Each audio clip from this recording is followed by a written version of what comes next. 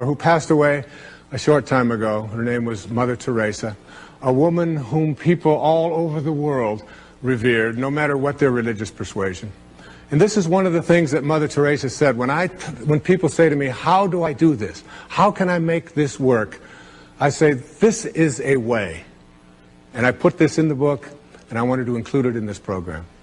It's called The Final Analysis. And this is what she said. And there's so much beauty in this, and so much of what St. Francis was speaking about back in the 13th century, because he was a man who was ridiculed wherever he went.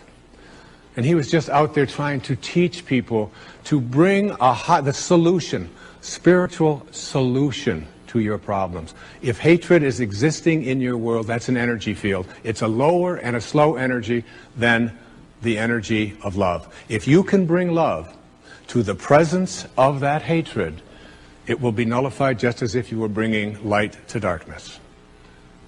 But for most of us, what we do when we see hatred is we respond in kind to that hatred. There's a wonderful book that I have a great affection for. It's called Power versus Force. It's written by a psychiatrist. His name is David Hawkins, and he's a PhD as well.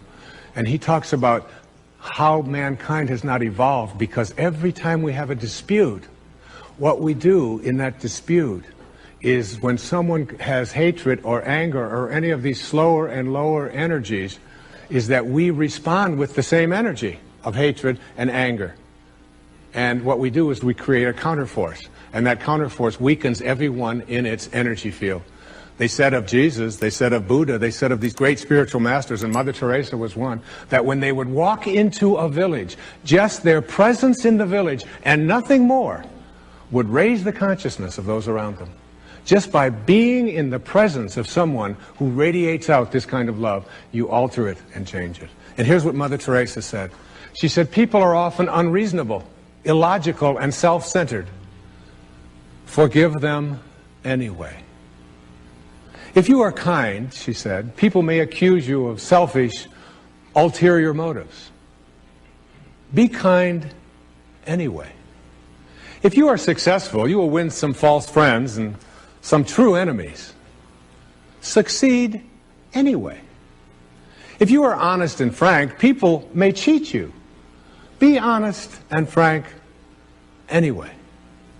What you spend years building, someone may destroy overnight. Build anyway.